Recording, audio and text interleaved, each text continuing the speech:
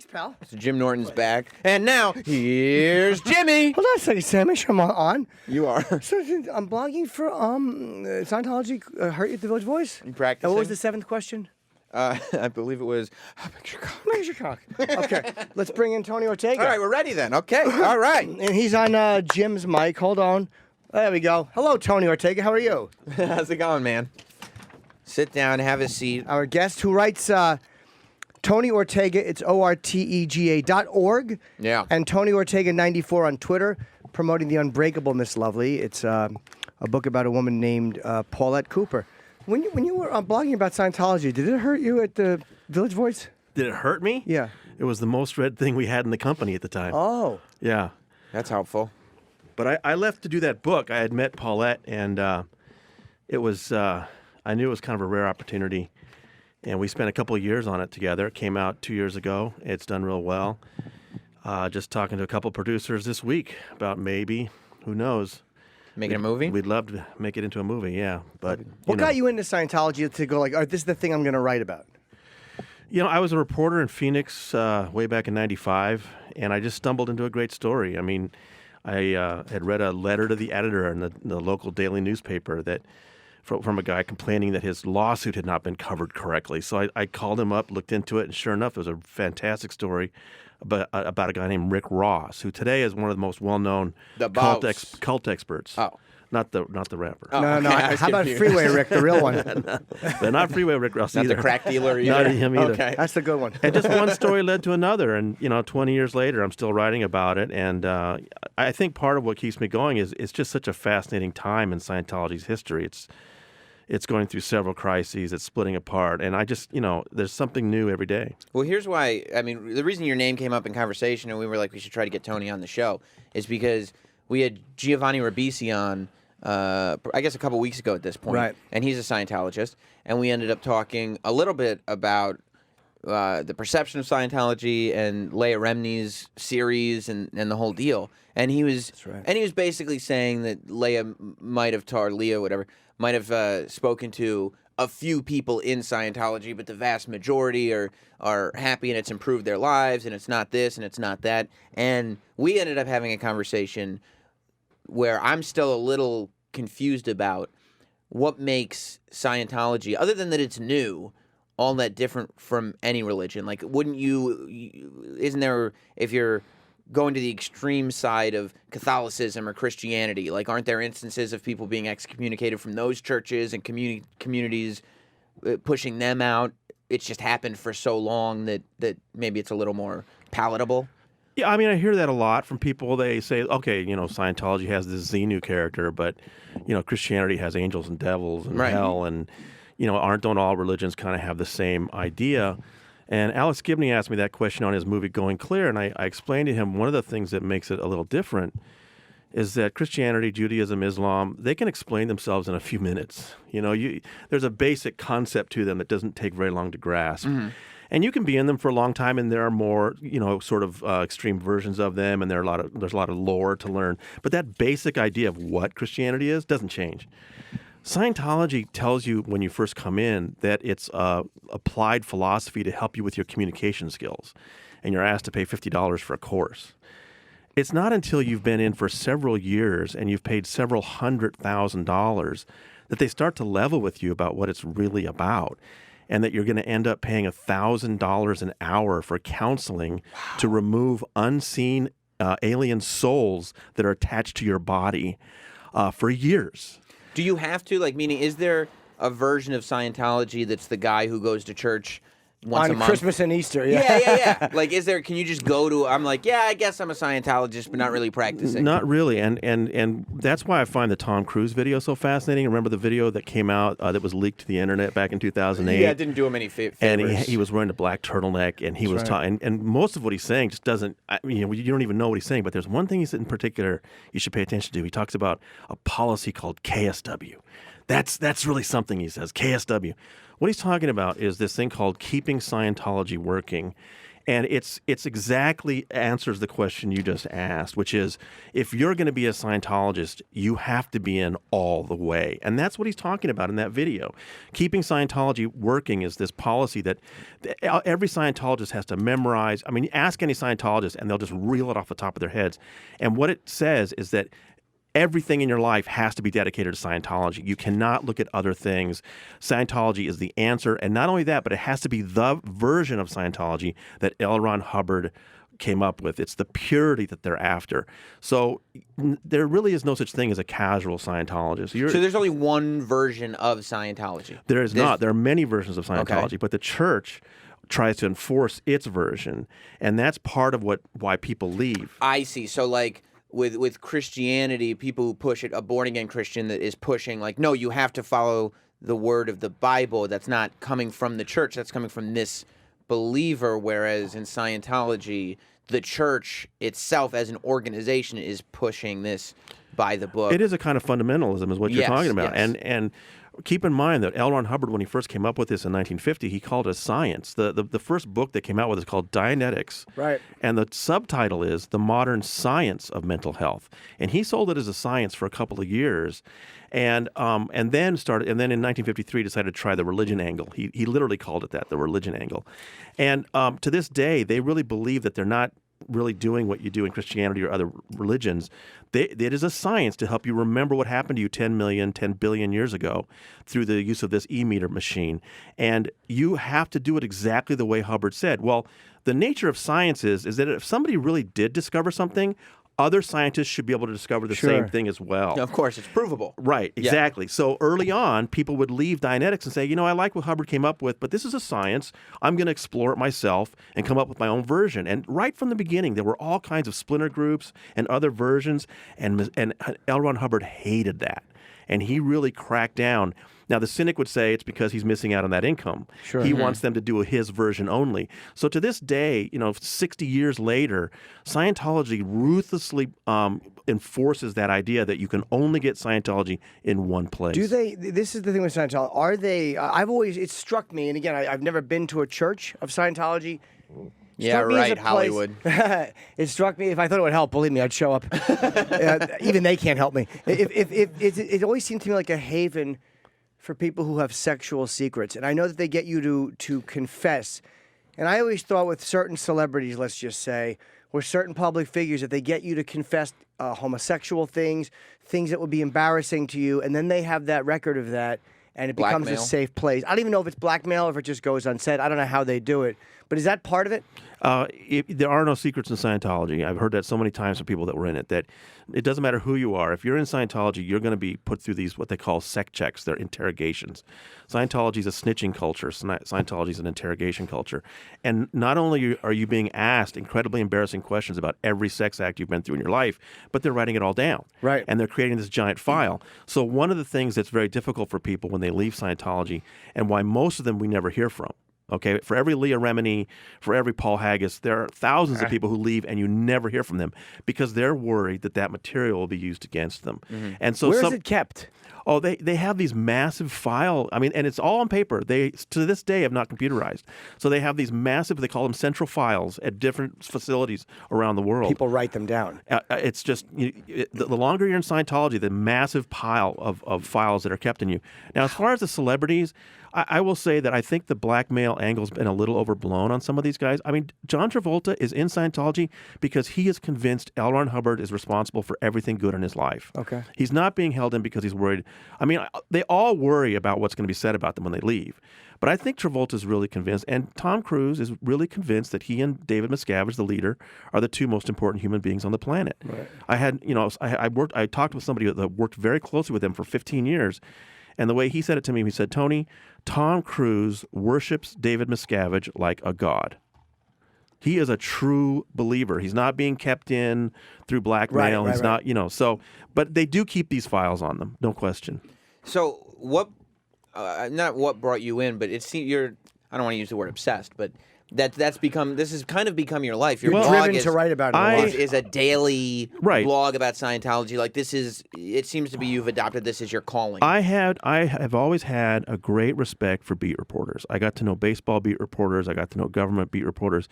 reporters that day in and day out cover one subject so that they know it better than anyone else, and they're there for the big breaking stories. I've always admired those people, and at some point I realized I'd like to do that with Scientology. I'm just fascinated by it. There's news coming all over the world. I get tips every day from Australia and Europe and South Africa and South America. I mean, it's just amazing.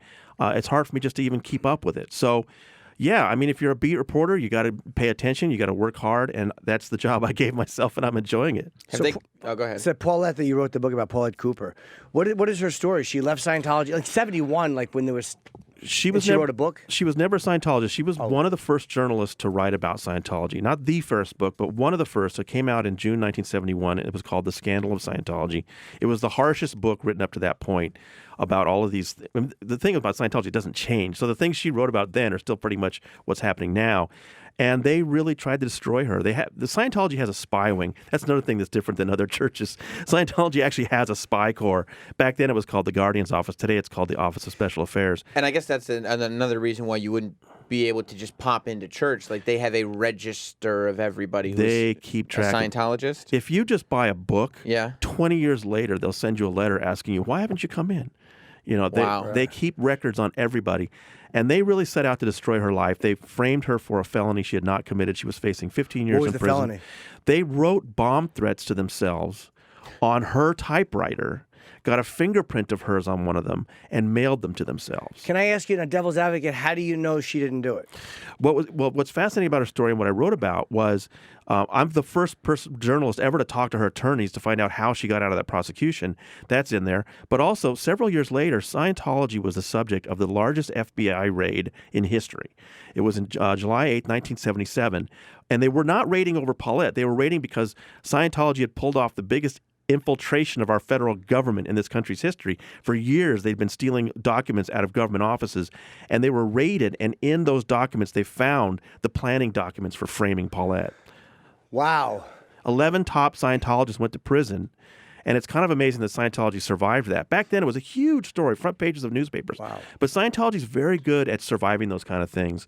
And they've been investigated and denounced by judges and governments, you know, for 50 years, but they still always manage to keep going. They're really resilient that way. And who's the Miscavige is how you say his name? David Miscavige. Miscavige, okay. And how did he become who he is? He seems kind of mysterious. And does he have a wife that no one knows where she is? Right. Or? He was very young when he got into Scientology, and by the time he was about 14 or 15, he was getting close to L. Ron Hubbard.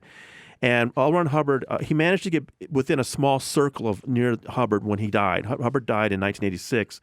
And then Miscavige just sort of, muscled his way to the top and pushed other people out of the way and became the total leader of Scientology. And he's been there since 1986. He's still I think he's turning 56 this April.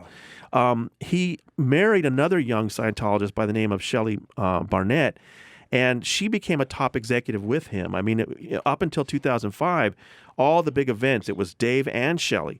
Shelley was the one who was auditioning women to be Tom Cruise's girlfriend in 2004. How would she audition them? They actually set up these auditions for actresses to come in and read, and only some of them realized that they weren't reading for a part. They were reading to be the role of Tom Cruise's girlfriend in life. And one of them was selected. Her name was Nazanin Boniadi. She's on Homeland. And there's a wonderful Vanity Fair story by Maureen Orth about this that came out in 2012 about how they then brought her to New York and got her a new wardrobe. And she was Tom Cruise's girlfriend for 3 months or 4 months. And she's talked about it publicly? She has not, but Maureen put that story together talking to the other Scientologists that were around it. And I'm very close to some of the people that are very close to her. There's no question the story is true. And what happened? She was Tom's girlfriend from about November 2004 to January 2005. She'd been groomed for it. She was staying with him in his Colorado house. He had a giant Colorado estate at that time. And the reason why he soured on her, reportedly, from people who were there, was that she had a hard time understanding David Miscavige. And it was frustrating because Miscavige has this South Philly accent. He talks kind of fast, and she would have a hard time understanding it, and it just infuriated Miscavige. So Cruise dumped her. Because, Miscavige didn't like that she didn't understand what he was saying? Yeah, that was one of the things. Because she would ask him to repeat himself. Yes. And he's like, I'm not going to do that. Yeah, exactly. Or maybe that's it, or maybe she would just look at him like, what? What are you talking about? Did you say what's going on? Shut up. Exactly. I don't know what you're talking about.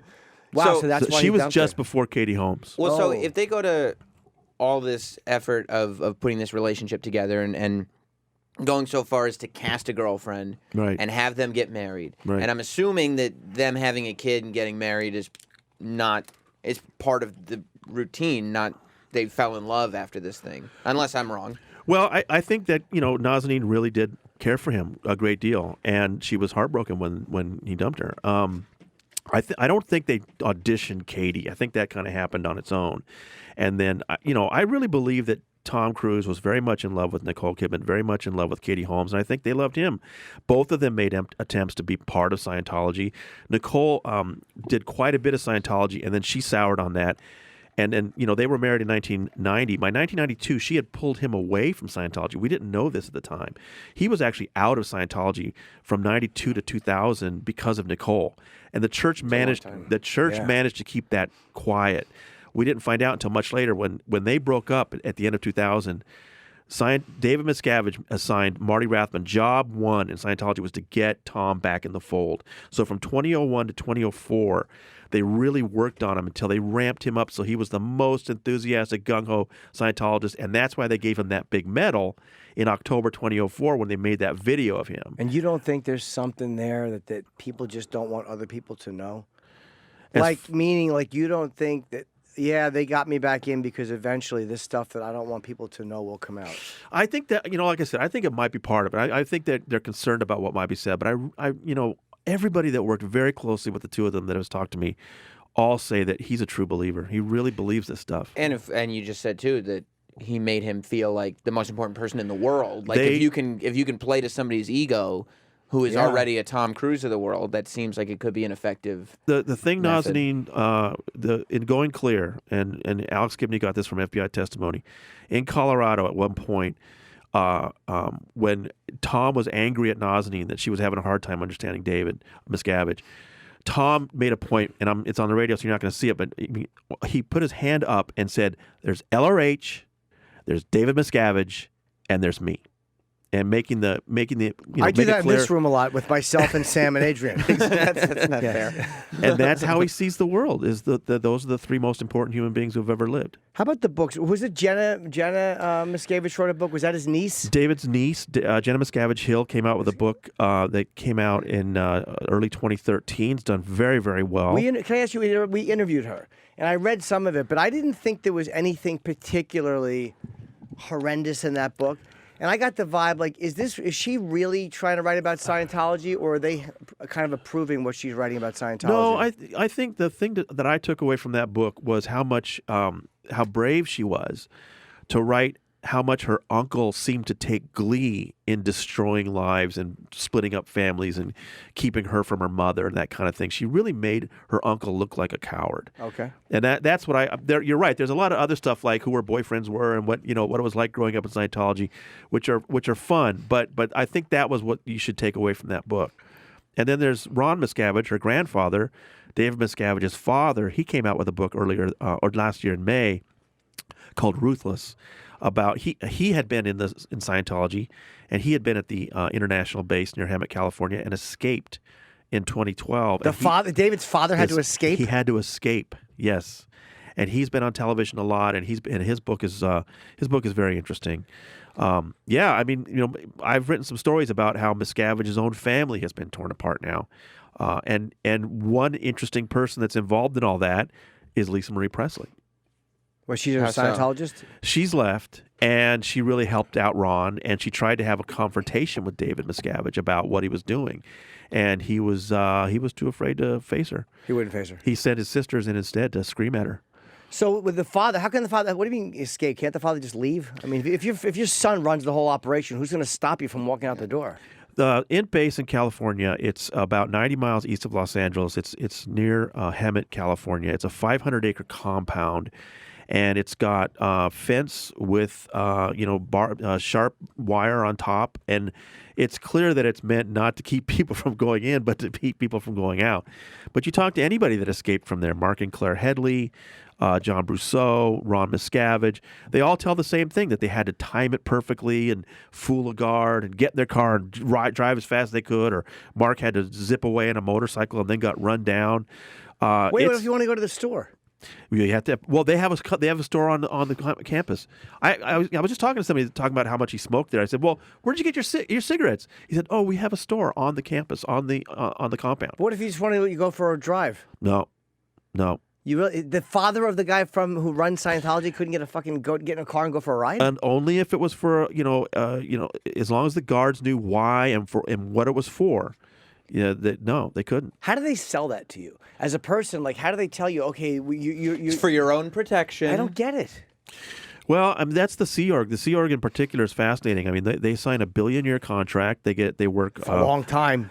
They work children. There's a lawsuit in Los Angeles right now about a young woman. She joined the Sea Org when she was 12, signed the billion-year contract, and then was working 90 hours a week, 7 days a week. Some weeks didn't get paid at all. The most they ever get paid is $50 in a whole week. Did nobody tell them that a 50 billion year contract or whatever that might not hold up in a court of law? Yeah, like there may not be as much especially when they're 12 years old. I mean, contracts cannot be signed by 12 years old, but she did. She was punished because they found out she'd written a note expressing that she missed her mother. When she was 13, they moved her to the adult schedule, which was 112 hours a week. Again, pennies an hour, 7 days a week. What are you doing there? She was doing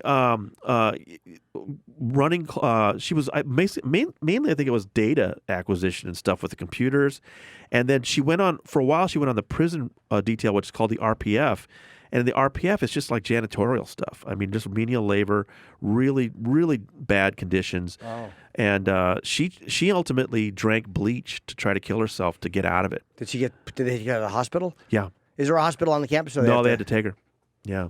Wow. What have they done in response to you? I mean, as sort of out of the closet critical of them as you are. They try to make it difficult for me. They've anybody, do they not like you? They don't like me too much, and I'm always sending them emails asking them for responses and help me with the data and everything, and they never respond. What they do is they send private investigators around to harass people that I know, loved ones, but they don't go to you directly. They never. It's always this real creepy stuff. I was on Leah Remini's show. She had me on, and I told her about one incident where they hired an out-of-work reporter, Daily News reporter, in fact, to pretend that he was working on a big expose about my wife, and he wanted quotes from her employers, claiming that she was some kind of a terrorist just because she put some jokes up on the anonymous anonymous forums, and it didn't work. Her bosses stood by her, but it was very, very creepy. They're hoping to get her fired, and that would hurt me. Yeah. So they've tried multiple operations like that. Nothing like Paulette. Nobody has faced as much harassment as Paulette, and that's why I wanted to write her story. What did they do to Paulette? Well, they got her framed for that one crime, and she was facing 15 years in prison. She came close to killing herself. That fell apart, but then they tried multiple other operations. They were always trying. At one point, they had a private investigator approach her, claiming that he was working for a millionaire who wanted to expose Scientology, and she fell for it and went to work for him, and everything she did was taped and recorded. Wow. They sued her 19 different times. They're very litigious, right? Yes, and they use a scorched earth tactics in court. I mean, what do you mean? Well, even the most black hat Monsanto type of corporation, you figure at some point in court is going to say, let's cut our losses and settle or whatever. Scientology never does that. It's always the most harassment, the most delaying, anything. They're always trying to disqualify attorneys. I mean, I could go through the cases, but it's just they run roughshod over our justice system, our court system. Is it because they have a lot of money and they know they can out-litigate anybody? They have so much money. I mean, this whole organization's only got about 20,000 people in it. Right. But they've got, 3 or 4 billion, much of it in liquid assets, which they just spend endlessly on private investigators and attorneys. So you think that's as many people total in the organization? Like that's how many people are Scientologists? 20,000? Yeah, it's really shrunk down. They never had. They said 8 million. They've never had the millions. They've always claimed that. I found a New York Times story from 1969 where they claimed 15 million. They've never had that many. All the top executives that have left now who had access to enrollment documents tell me that the biggest extent was about the year 1990. They had about 100,000 active members. That's shrunk and shrunk. Now, the most recent top executive who defected 2 years ago, his name is Paul Burkhart. I've written about him. He had daily access to reports from all the orgs around the world. I asked him, how big is this thing now? And he said less than 20,000. Why? What's the main reason? Because it seems like it used to be such a scary thing. Oh my God, they'll harass you. Now with like all these YouTube and Twitter and Facebook and all these ways for people to speak, that doesn't seem as scary anymore. Is that why people are leaving? Because it seems like people are criticizing them publicly much more than I ever heard before. Many more people are leaving. I think Miscavige made a mistake when he created this prison for his executives at the base called The Hole in 2004. And he put like 100 executives in this office and closed the door and locked the key and walked away. And they were in there for years, only let out once a day to take a shower. No. That's why Marty Rathman escaped. That's why Mike Rinder escaped. These top executives finally had enough. They all left. They all started speaking out publicly in about 2009. Meanwhile, Anonymous had come out in 2008. And Anonymous created a lot of cover for people because there were so many people now online talking about Scientology. There were just too many targets for Scientology to harass. And they can't fuck. Now Scientology probably just not happy with Anonymous. Oh, no. And I mean, they're probably not pleased with their work. There are so many people now talking about Scientology, writing about it, TV shows. It's hard for Scientology to target so many people. But believe me, they still are targeting people for severe harassment. So what is the whole? They put was it a punishment? Were they working? It's such a bizarre situation. It was 2004. Miscavige just took his top 20 or 30 executives, claimed that they were all betraying him, put them in a room and locked the door and said, you guys need to confess your crimes. And then he kept adding people. And 5 years later, the thing was still going. Finally, he had to change it because the Tampa Bay Times revealed its existence in 2009. And so it's gone now. That building is gone, okay? But they still have that group segregated, and they have to eat in a special place and stay in a certain place. I don't think the conditions are as bad as they were.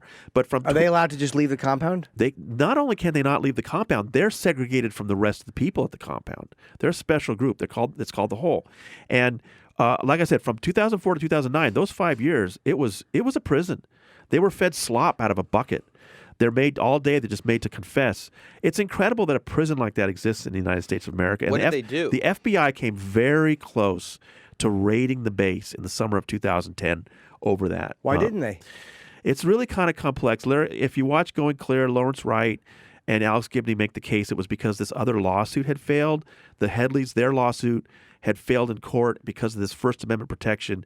I think it's more complicated than that. And I've written a long, detailed story about it. You can look up if you look up FBI and Mark Headley on my website, you'll find it. I think it had to do with an FBI agent feeling a pang of conscience about what was going on, and she tried to help out somebody in a lawsuit, and that crossed an ethical line. And Scientology, they have really effective people that can lobby the Justice Department and that kind of thing. They have good attorneys, don't they? They have the best. They have the best attorneys. Yeah. What did the guys do that were being held up in the hole? Did they do nothing, and David Miscavige just got like paranoid about it? Were they actually betraying him? Were they stealing hats? The Hole or the regular RPF, which is like the regular prison for the people that are there. I always ask them, what did you do? Why were you put in there? Right. And they can't remember. It's so trivial. It's like, I don't know. I just looked at him wrong one day. And no, I mean, Mike Rinder, I mean, you can't really remember what it was that first put him in the hole. And it's quite clear that David Miscavige is that kind of a capricious tyrant that you just answer something the wrong way and you're well, he got into it young, right? He's 56 and he's been there since 86.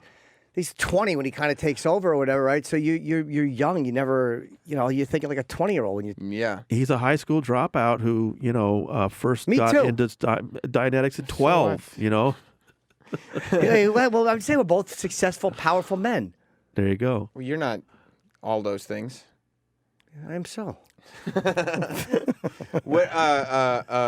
So, what's the response been like for people? Have you seen like your work getting more and more responses to it? Yeah, I mean, this is really, people are fascinated by Scientology, and whenever you see a story in a magazine or a newspaper, it's going to be the most read story in that publication that day. And my website it's just me, but I'm getting 10,000 unique visitors a day. I mean, it's really doing well. You got good server strength in that bunker. Yeah, exactly. And more and more shows are coming. I mean, Leah's show really reached a whole new audience. She did such a good job. It was a good show. I didn't see it. Yeah, it's a really Yeah. good show. I Okay. mean, some of the stories have been told before, but there's something about Leah talking to these people and finding out what they went through that made it very powerful. People really connected with her. Where is his wife, by the way? Sorry, Sam. No, where's go where's Miscavige? Oh, sorry, we didn't Miscavige's get to, wife? okay. Yeah. So David Miscavige and Shelley, they ran Scientology together, and then in the summer of 2005, I have several eyewitnesses that were there at the base. He had gone away for a few months, and she took care of some things that had never gotten taken care of because he just would never do them. One of which was there was this list of jobs that needed filling, and so she filled them. The other thing was that they want to renovate a building, so they needed to move his stuff out. So they carefully crated his stuff out. He comes back. The org board, it's called, has been filled in with jobs. His stuff is in crates, and he just went ballistic. He went nuts, and I've got witnesses to this. A week later, she vanished. And I know where she's been. The int base that I've been talking about that has the hole near Hemet is this 500-acre big compound that's secretive, but we have a pretty good idea of who's there and who's coming and going. But Scientology has an even more secret base up in the mountains above Los Angeles near a place called Lake Arrowhead. And that's called CST, which stands for Church of Spiritual Technology. Super secret organization. Most Scientologists don't even know about it. I've rarely met a Scientology executive that knew anything about these places. This base has only maybe 12 or 15 people. She's been there for 11 years. Wait, so what do you do at that base? Well, CST has the most bizarre mission. This was created back in the early 80s when Hubbard was still alive. This separate unit of Scientology, that's the headquarter base. And then there's one in New Mexico, a couple more in California. Wow. They dig vaults to store Hubbard's words to last millennia.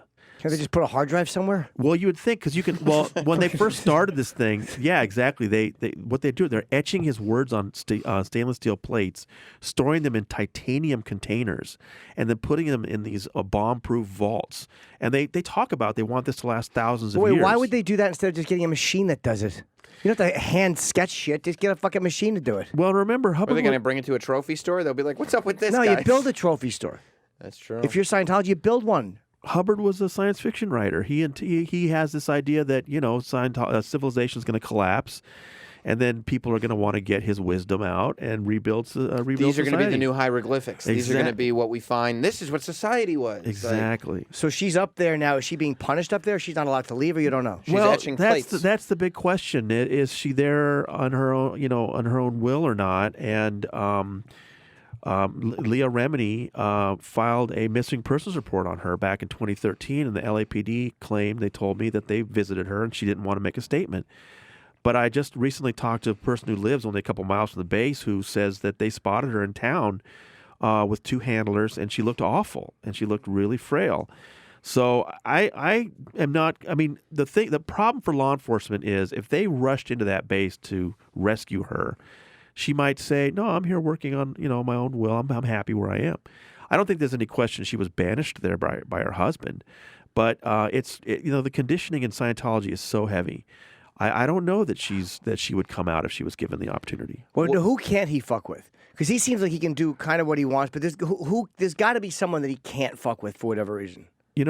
At this point, he's done a very good job making sure that the people who might be able to get to him can't. There are these actual documents of boards and trustees and stuff that govern all of these entities, right? And theoretically, it might be possible for those boards of directors to vote him out. But he spent 30 years making sure that's not going to happen, that he's got total control of all that. As far as the government is concerned, the word church is so powerful with people. They hear Church of Scientology, and then they have a cross that looks like a Christian cross, which is intended to fool people. They have nothing to do with Christianity. They don't worship a God. They believe that Jesus Christ was just a mental implant that was put into our minds 75 million years ago. But it's really tough to get government officials to care about this organization. So what is the end game of Scientology? Like, what's are they power hungry? Is it the money that is coming from people? Because I can't imagine that it's just they're evil and they just want to be able to destroy families for the sake of it. Well, what's interesting is that I'm not sure they know what their end game is, because They still call L. Ron Hubbard source. They still believe that everything he wrote is this genius technology, and they're really just following his orders, So even at the highest levels, they fully believe, like David Miscavige believes the things in those books. That's what I've been told. That he's actually like he won't go near small children because he's afraid that these unseen entities from them will attach themselves to him. I mean, he's a true believer. But is that almost like an OCD or a germophobia in a weird way? It could be, yeah. Spiritual germophobia. Well, he won't go to the kids because he thinks they have all these little things. Well, we all do, but apparently he's particularly afraid of the body thetans that small children have. Is that why he won't interact? They said he hasn't done live television in 20 years. The only time he was on live network television was with Ted Koppel on Nightline 25 years ago this week. Or 25 years. And I watched that interview on your website last night.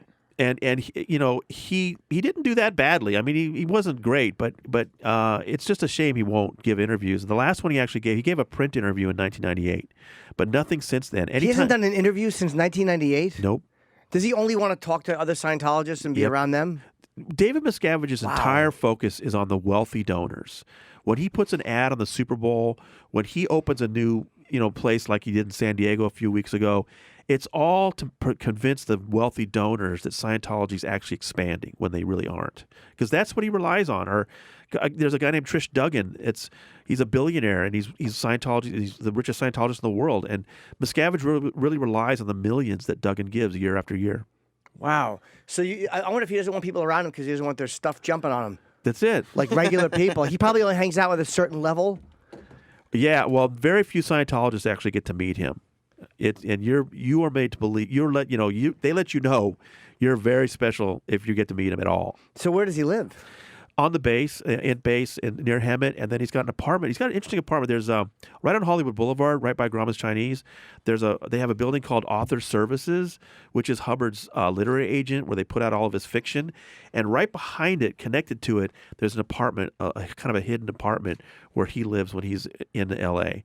He's also got an apartment in Florida. Is it a nice apartment, the one in L.A.? It's supposed to be fantastic. Okay. I mean, the guy lives lavishly.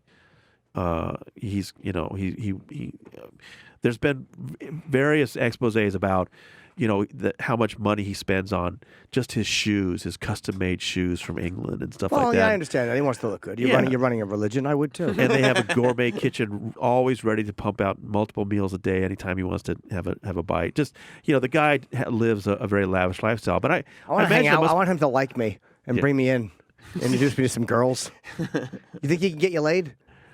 He probably could, right? Yeah, sure. Scientology. Yeah, what's their view of sexuality? I mean, back in the 70s, that was kind of what Scientology was known for. Was it was an alternative lifestyle, but no drugs. No, it was right. It was kind of like, okay, you've done the drugs thing, now come hang out with us. And it was known for you're going to get a date. I mean, they had amazing parties, but I think it's a lot less like that now. I think it's a much more grim sort of environment today. There's a question coming in about the taxes. We'll go to. I don't know what to ask here. This guy has a. This is Alex in Texas. Alex! Hello, Alex. Do you have your headphones on, Tony? Hello? Hey, Tony. Yeah. You got me? All right. Hey, so I was told, multiple things about taxes. Basically, that L. Ron Hubbard was doing fictional books when he first started, and then he transferred over to science, which you were speaking of.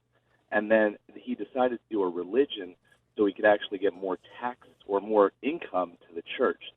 And then with that, and I know this is a separate question, but then I heard there was sex parties and different things like that were involved, and government officials in the U.S. government were involved in those. Is that true? I'll hang up and let Tony answer, okay?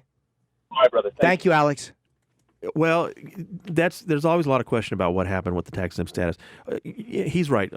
Hubbard started as a science, and then in 1953 he said, let's try the religion angle, and they started creating Church of Scientology corporations.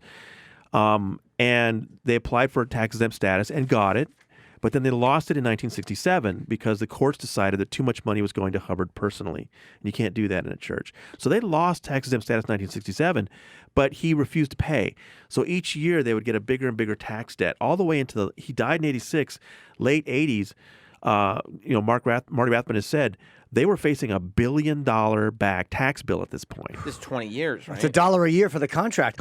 And they didn't have it. He said, they didn't have that kind of money. They either got tax exempt status or died, right? And so they spent years harassing the IRS and harassing. And Didn't they sue them personally? They sued them. They had 2,400 lawsuits going.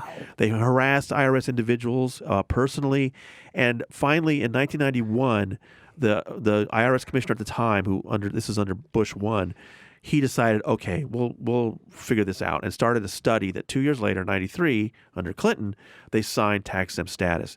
So people have asked me, what did they do to Goldberg to get him to roll over? But Marty Rathbun has said repeatedly that they just went to his office and told him that all the harassment would stop if they could just work something out. And he really seemed...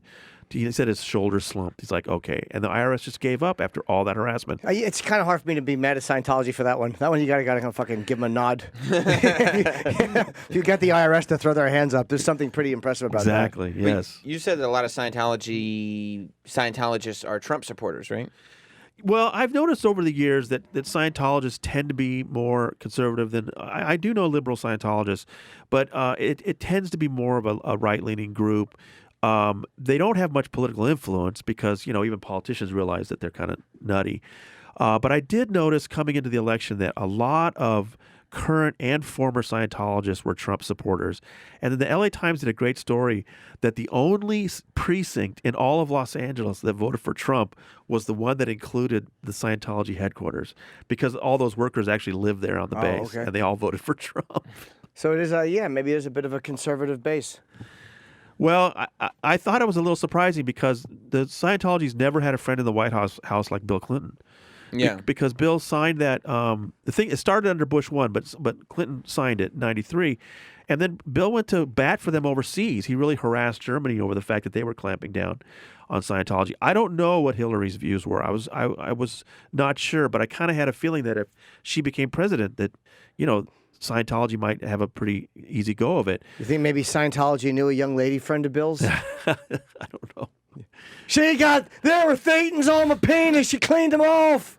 But I don't know what's going on with Trump. I mean, on the one hand, I've got some conservative friends that assure me that they think they're going to be able to get Trump to crack down on Scientology. On the other hand, I mentioned Bob Duggan, the richest Scientologist. His wife, Trish, was at the inaugural. We saw her talking with Kellyanne Conway.